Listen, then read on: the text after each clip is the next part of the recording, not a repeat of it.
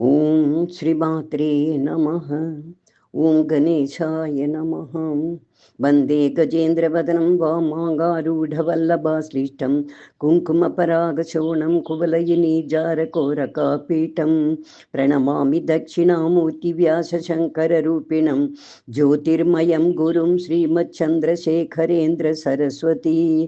ஓம் I'm ஹ்ரீம் ஸ்ரீம் ஸ்ரீமாத்ரே நமः. ஓம் I'm ஹ்ரீம் ஸ்ரீம் ஸ்ரீ அன்னதாயை நமः. ஓம் ஐம் ஹ்ரீம் ஸ்ரீம் ஸ்ரீ வசுதாயை நமः.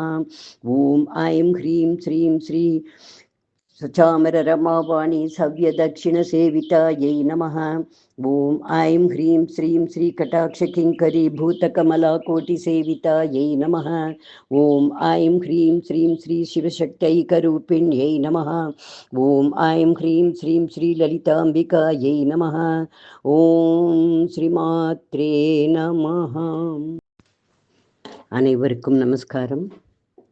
போன பதிவில் ஆதார சக்கரங்கள் அற்புதமாக அர்த்தம் மிகுந்ததாக லலிதா சகஸ்ரநாமத்தில் அமைந்த வரிசையை அறிந்தோம். இன்று மேற்கொண்டு நாமங்கள் நாம் அறிவோம். முதலில் ஸ்வாஹா. யாகம் நடத்தும் யாக அக்னியில் ஆகூதியாக ஹவிஸ் கொடுக்கும் பொழுது ஸ்வாஹா என்று உச்சரித்து தேவர்களுக்கு திருப்தியை ஏற்படுத்துவர். அம்பாளே யாகத்தின் எஜமானி, அதன் அர்ப்பணிப்பும் அவளே. அவளே மந்திர பலனாகவும் திருப்தி அடைபவளாகவும் இருக்கிறாள். இதனால் அம்பாளுக்கு ஸ்வாஹா என்ற நாமம் வருகிறது. 535 ஸ்வதா. இது யஜ்ஞ காரியங்களின் பித்ருக்களுக்கு ஹபிஸ் கொடுக்கும் பொழுது ஸ்வதா என்று கூறி அளிப்பார்கள். இந்த இரண்டு நாமாக்களுமே, அதாவது ஸ்வாஹா ஸ்வதா, இந்த இரண்டுமே யாக கர்மாக்களோடு தொடர்புடையவை. இந்த செயல்களின் முடிவில் திருப்தி அடைபவள் அம்பாள். 536வது நாமம் மதிர் அமத்யா. பக்தர்களின் அவித்தையில் அஞ்ஞானத்தில் இருப்பவள், மேதா ஞான வடிவானவள். இரண்டு நாமாக்களும் சேர்ந்ததுதான் மதிர் மேதா. அதாவது பக்தர்களின் அவித்தையாகவும் ஞானமாகவும் இருப்பவள் அம்பாள். மதிர் மேதாயை நமஹா. அதாவது தன் பக்தர்கள் தெரிந்து கொள்ள வேண்டாம் என்பவனவற்றில் அவர்கள் அதை அறியாதபடி செய்பவள். உதாரணம் சொல்லணும்னா, பில்லி சூன்யம் போன்ற கெடுதலை விளைவிக்கும் செயல்கள் இல்லையா, இவற்றை தன்னுடைய பக்தர்கள் அறிந்து கொள்ள வேண்டாம் என்று அவள் நினைத்து அவர்களின் அவித்தையாகவும், ஆன்மீக வழியில் செல்லக்கூடிய வித்தையை அளிப்பவள் என்றும் இதன் மூலம் நாம் தெரிந்து கொள்கிறோம். மதிர் மேதம் மேதாயை நமஹ. அடுத்த வரக்கூடிய நாமம் ஸ்ருதி. ஸ்ருதினா வேதம். வேதங்களில் உரைபவள், வேத மந்திரங்களின் உட்பொருளாக இருப்பவள். அடுத்த நாமம் ஸ்மிருதி. வேதங்களை விரிவாக எடுத்து கூறும் உபனிஷதங்கள், இதிகாச புராணங்கள் இவற்றின் தத்துவமாக இருப்பவள் அம்பாள். வேத வடிவனள், அதன் சாரமும் அவளே. மேலும் ஸ்ருதி என்றால் கேட்கப்படுவது, ஸ்மிருதி என்றால் நினைவில் வைத்து கொள்வது. வேதத்தை காதால் கேட்டு அதை மனனம் செய்து அதை நினைவில், ஸ்மரணம் இல்லையா, அதை நினைவில் வைத்து கொள்வதே ஸ்ருதி ஸ்மிருதி. இதற்கு அம்பாள் அனுகிரகம் செய்கிறாள்.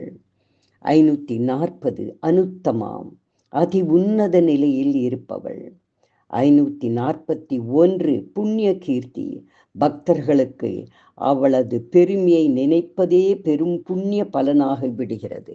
அவள் கீர்த்தியை நினைப்பது அவ்வளவு புண்ணியம். கதமகிருத புண்ணியக பிரபவதி என்று சௌந்தரி லகரில் பாட்டு வருகிறது.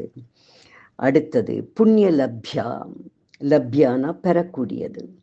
புண்ணியத்தினால் அடையக்கூடியவள், நற்காரியங்களால் எட்டக்கூடியவள். அவளது கிருப்பைக்கு பாத்திரமாவதே மகா பெரிய புண்ணியமாகும். அந்த புண்ணியத்தை கிடைக்க செய்பவள் புண்ணிய லப்யாயை நமஹா.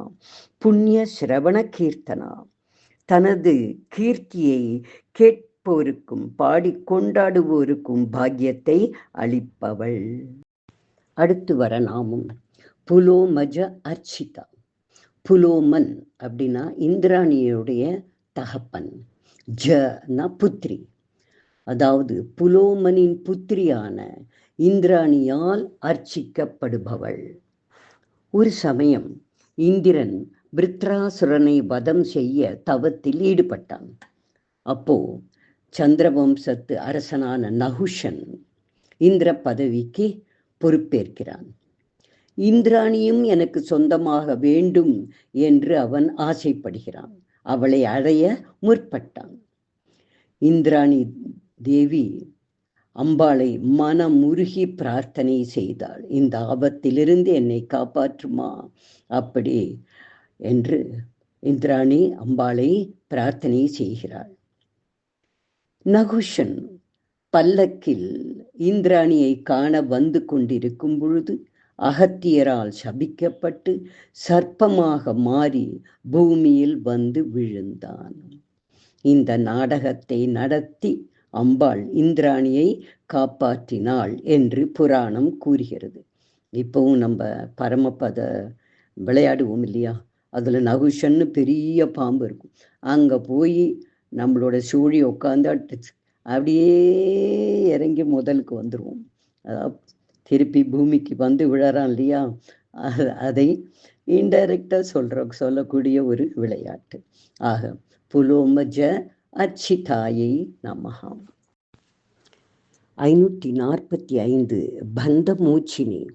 சம்சார பந்தத்தில் கட்டுண்டிருப்பவர்களை விடுவிப்பவள். இந்த பந்தம் நிலையற்றது, காரண காரியங்களுக்காக ஏற்பட்டது என்பதை மெல்ல உணர வைத்து நிலையான பரம்பொருளை அடைய மனதை செலுத்துபவள் பந்த மூச்சினி. 546 பர்பராலகா. பர்பர பிளஸ் அலக்கா. பர்பரனா சுருள்முடி, அலக்கா அடர்ந்த, சுருண்ட அடர்ந்த கூந்தலை உடையவள். அடுத்தது 547 விமர்ச ரூபிணி. விமர்சன பிரதிபலிப்பு. எல்லா படைப்புகளும் பரம்பொருளே. அந்த படைப்புகளாகவும் அவற்றை அனுபவிக்கிற மனித ரூபமாகவும் வெளிப்படுகிறாள் அம்பாள். இந்த பலவித வெளிப்பாடுகளை, அதாவது சிருஷ்டிகளை விமர்சங்கள் என்று சொல்லப்படுகிறது. பிரபஞ்சமே அம்பாள் என்னும் பொழுது அவள் கண்களை சொல்ல வேண்டுமானால் சூரியனையும் சந்திரனையும் அவள் கண்கள் என்று சொல்ல வேண்டும். இதையே ஒரு மனித சுரூபமாக அவளை பார்க்கும் பொழுது கண்களை சாதாரண கண்களாகத்தான் குறிப்பிடுகிறோம். இப்படி பிரபஞ்சத்தின் சிருஷ்டியாகவும் ஜீவ சிருஷ்டியாகவும் அம்பாள் தான் எல்லாமாக இருக்கிறாள். கண்ணுக்கு புலப்படும் பொருட்களாக, காது கேட்கும் சப்தங்களாக, உள் உணர்வுகளாக எல்லாவற்றிலும் அம்பாள் பிரதிபலிக்கிறாள். விமர்ச ரூபிணியை நமக.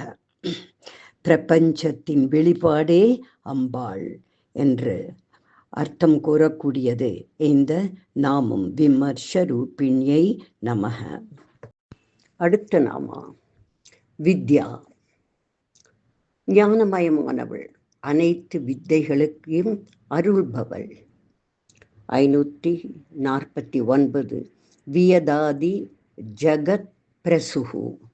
வியத் பிளஸ் ஆதி பிளஸ் ஜகத் பிளஸ் பிரசு. வியத் அப்படின்னா பரந்த ஆகாயம், ஆதி அப்படின்னா முதலிய, ஜகத் பூமி, பிரசு உண்டாக்குதல். அம்பாள் ஆகாயம் முதல் பூமி வரை ஜகத்தை சிருஷ்டித்தவள். இந்த சிருஷ்டிகளுக்கு ஆதாரமான பஞ்சபூதங்களான ஆகாயம் தொடங்கி நிலம் வரையிலான மூலப்பொருட்களை உண்டு பண்ணியிருப்பவள் வியதாதி ஜெகத் பிரசுகு. அடுத்து சர்வ வியாதி பிரசமனி. பிரசமனி அப்படின்னா குணப்படுத்துதல். எல்லா விதமான வியாதிகளையும் குணப்படுத்துபவள். தன் பக்தர்களுக்கு வியாதிகளால் ஏற்படும் துன்பத்தை நீக்குபவள். சர்வ வியாதி பிரசமனி. அடுத்த நாமம் சர்வ மிருத்யு நிவாரிணி. நிவாரணம்னா அழித்தல். மரணத்திலிருந்து காப்பவள். மரணம் என்பது நிச்சயம் நடக்கும், எப்பொழுது என்பது தேவ ரகசியம். இந்த நாமத்தின் பொருள், அதாவது சர்வ மிருத்யு நிவாரிணி என்பதன் பொருள், அம்பாள் தன் பக்தர்களை துர்மரணத்திலிருந்து, அகால மரணத்திலிருந்து, மரண பயத்திலிருந்து காப்பவள் என்று பொருள்படும்.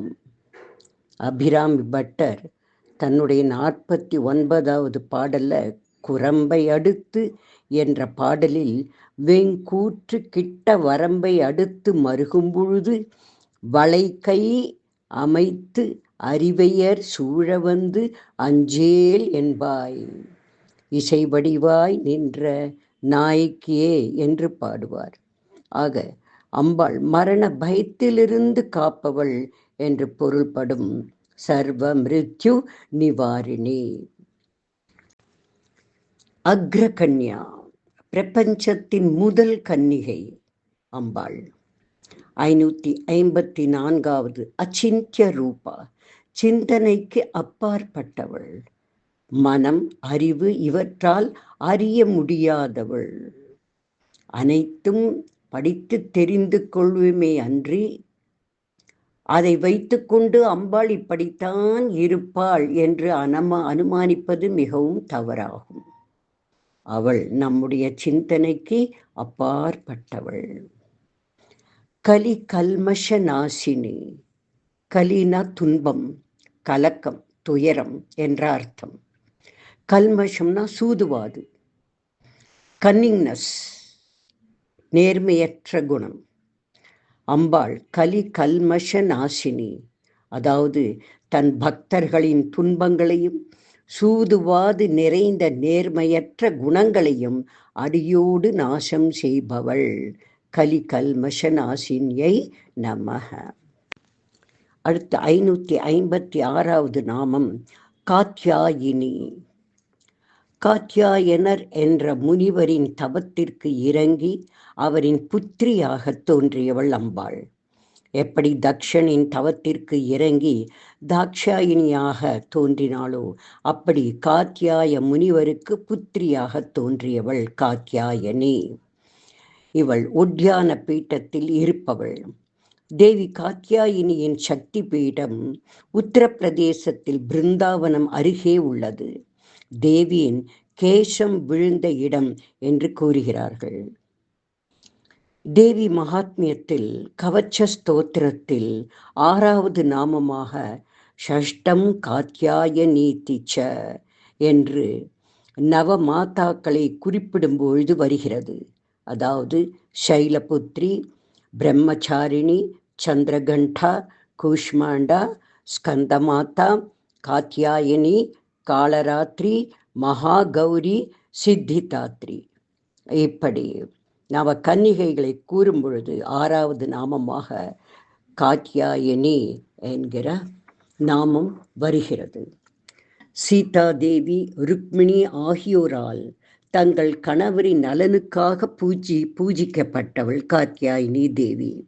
ஆண்டாள் காத்யாயினி தேவியின் அருள் பெற பாவை நோன்பு இருந்தாள். மூக்க பஞ்சசதி ஆர்யா சதகத்தில் 78வது பாடல், வித்யே விதாத்ரி விஷயே காத்யாயினி காளி காமகோட்டி கலே பாரதி பைரவி பத்ரே சாக்கினி சாம்பவி சிவே ஸ்துவே பவதி என்று பாடுகிறார். காத்யாயினியாக அவதரித்த பார்வதி தேவியை கன்னிப் பெண்கள் மார்கழி மாதத்தில் விரதம் இருந்து நல்ல கணவரை அடைய மேற்கொண்டு நோன்பிப்பது வழக்கம். இதுவே ஆண்டாளும் கடைப்பிடித்து திருப்பாவையை பாடினாள். திருவெம்பாவையும் ஏற்பட்டது. ஆக காத்யாயினி தேவி அம்பாளுடைய மிக பிரசித்தமான நாமம். 557 காலஹந்திரி, காலனை அழிக்கக்கூடியவள். மார்க்கண்டேனை நெருங்கி வந்த யமனை சிவன் தனது இடது காலால் உதைத்து மார்க்கண்டேனை காப்பாற்றினார். ஆதிசங்கரர் தேவியை போற்றும் வகையில் இதை, சிவனே, நீர் இடது காலால் தானே யமனை உதைத்தீர். யாருடைய கால் அது? வாமபாகத்தில் வாமதேவியாக இருக்கிறாளே, என் தாயின் இடது திருப்பாதங்கள் தானே மார்க்கண்டேயனை அபகரித்து செல்ல வந்த யமனை உதைத்தது என்று அம்பாளை போற்றுகிறார். இப்படி காலனுக்கே அழிவை ஏற்படுத்தியவள் காலஹந்திரி. கமலாக்ஷ நிஷேவிதா, கமல அக்ஷ நிஷேவிதா. கமல என்ற தாமரை, அக்ஷனா கண்கள், நிஷேவிதா உபசரிக்கப்படுபவள். கமலம் போன்ற கண்களை உடைய மகாவிஷ்ணுவால் ஆராதிக்கப்படுபவள். அடுத்து 559வது நாமம் தாம்பூல பூரிதமுகி. நறுமணம் கமழும் தாம்பூலம் தரித்த சிவந்த வாயை உடையவள் அம்பாள். அம்பாளின் தாம்பூல விசேஷத்தை மகான்கள் சிறப்பித்து கூறுகிறார்கள். அந்த தாம்பூலம் கிடைக்க பெற்றவர்கள் மிக பெரிய அறிஞர்களாக உருவாவார்கள் என்று கூறப்படுகிறது. ஒரு சமயம் தேவாசுர யுத்தம் முடிந்து தேவசேனாதிபதியாக இருந்த முருகனும் தேவேந்திரனும் அம்பாளுடைய சிந்தாமணி கிரகத்திற்கு ஓடோடி வருகிறார்கள். காரணம், அப்பொழுது அம்பாள் நைவேத்தியம் முடிந்து உணவருந்திய பிறகு தாம்பூலம் தரிக்கும் சமயம் அது. அம்பாள் தாம்பூலம் தரித்து கொண்டிருந்தாள். அது தங்களுக்கும் வேண்டும் என்று அம்பாளிடம் ஓடினார்களாம், போர் களைப்பை கூட பொருட்படுத்தாமல். மேலும் நம்முடைய தென்னாட்டில் அம்பாளின் தாம்பூல பிரசாதம் கிட்டியதால் திருக்கோவில் மடப்பள்ளி பரிசாரகராக இருந்த வரதன் என்பவர் காளமேக புலவராக மாறி பல கவிதைகள் இயற்றி இருக்கிறார். இவர் 15ஆம் நூற்றாண்டில் வாழ்ந்தவர். அடுத்து, பேச முடியாமல் இருந்த மூக்கர் அம்பாளின் தாம்பூல பிரசாதத்தால் மூக்க பஞ்ச சதி என்று அம்பாளை 500 பாடல்களால் போற்றிய மிக பெரிய கவியானார். ஆக இப்படி அம்பாளின் தாம்பூலத்த பிரசாதம் மிக மிக விசேஷமானது என்று கூறப்படுகிறது. தாம்பூல பூரிதமுகி. வரதனுடைய சரித்திரம் கொஞ்சம் பார்க்கலாம். வரதன் இப்பொழுது காளமேக புலவராக போற்றப்படுகிறார். அந்நாளில் இந்த வரதன் ஒரு வைஷ்ணவர், ஸ்ரீரங்கத்தில் இருந்தவர். வேலை தேடி திருவானைக்காவலுக்கு வருகிறார். அங்கு மடப்பள்ளி உதவியாளராக வேலை செய்து வந்தார். அங்கு தினம்தோறும் கோவிலில் தாசி குலத்தை சேர்ந்த நங்கைகள் சிவ கைங்கரியமாக நாட்டியமாடி பகவானை வழிபாடு செய்வார்கள். அதில் மோகனாங்கி என்பவள் ஒரு நடன மங்கை. தன் வேலை முடிந்து தினமும் நாட்டியாஞ்சலியை பார்த்து வரும் வரதன் மோகனாங்கியை விரும்ப அவளும் இவனை விரும்பினாள். ஒரு முறை இரவு நாட்டியம் முடிந்து மோகனாங்கி வருவதற்கு தாமதம் ஆனதால் அந்த அரங்கத்திலேயே வரதன் தூங்கிவிட்டான். இவள் வந்து இவனை தேடி கண்டுபிடிக்க முடியாமல், ஒரே இருட்டு அந்த இடத்துல இல்லையா, இவனை கண்டுபிடிக்க முடியாமல் வீடு திரும்பி விட்டாள். தினமும் அவளை வீடு வரை கூட்டி கொண்டு போய் விட்டுவிட்டு திரும்பி வருவது வரதனுடைய வழக்கம். அன்று இவன் தூங்கிவிட்டான். அவளும் அவனை காண முடியாமல் வீட்டிற்கு சென்று விட்டாள். அந்த நேரம் அம்பாள் தன்னை குறித்து அங்க தவம் இருந்த ஒரு பக்தனை சோதிப்பதற்காக தன் தாம்பூலத்தை அருள அவனை பார்த்து வாயை திற திற என்றாள். அந்த பக்தரோ உண்மை தெரியாமல் கோபம் அடைந்து எச்சிலை வாங்க மாட்டேன் என்று மறுத்துவிட்டார். அருகே படுத்திருந்த வரதனை வாய திற என்று கூற அது மோகனாங்கியின் குரல் என்று நினைத்து வரதனும் வாயை திறக்க வாயில் தன் தாம்பூல உச்சிஷ்டத்தை அம்பாள் தந்தாள். இந்த ஒரு மகத்தான பிரசாதத்தால் கல்வி அறிவே இல்லாத வரதன் மிக பெரிய கவியானார். காளமேகம் என்றும் ஆசுகவி என்றும், அதாவது உடனுக்குடனே கவி பாடுபவர் ஆசுகவி, ஆசுகவி என்றும் பெரும் புகழ் பெற்றார். இவர் 15ஆம் நூற்றாண்டில் திருமலை ராயர் மன்னன் ஆண்டபோது வாழ்ந்தவர். ஆக கலியுகத்திலும் இந்த நமக்கு மிக சமீப காலம் வரை அம்பாளுடைய இந்த திருவிளையாடல்கள் நடந்திருக்கிறது. இதெல்லாம் நமக்கு ஒரு சான்று. அடுத்து மூக்கவி, பிறவி ஊமை. இவர் காஞ்சியில் காமாட்சி அம்மன் கோவிலில் ஊழியம் செய்து வந்தார். அங்கேயே உண்டு அங்கேயே கிடந்து உறங்குவார். ஒரு நாள் அம்பாள் இரவு தாம்பூலம் தரித்தபடி நகர்வலம் வர கர்ப்பகிரகத்தின் வெளியே வந்த பொழுது வாய் திறந்தபடி மூக்கர் ஆழ்ந்த உறக்கத்தில் இருந்தார். அவர் வாயில் தாம்பூலத்தை அம்பாள் ஊட்டினாள். இது தெரியாது உறங்கியவர் விழித்ததும் வாயில் தாம்பூல வாசனை அறிந்து அதை மென்று தின்றார். ஞானம் பிறந்து விட்டது. அமிர்த சாகரம் போன்று 500 ஸ்லோகங்களை பொழிந்தார். இதுவே மூக்க பஞ்சசதி எனப்படும். இவர் காஞ்சி மடத்தின் 20வது ஆச்சாரியராக 437 பீடம் ஏறினார் என்று வரலாறு கூறுகிறது. இத்தகைய மகோன்னத பெருமை படைத்தது அம்பாளின் தாம்பூலம். தாம்பூல பூரித முக்கியை நமஹாம்.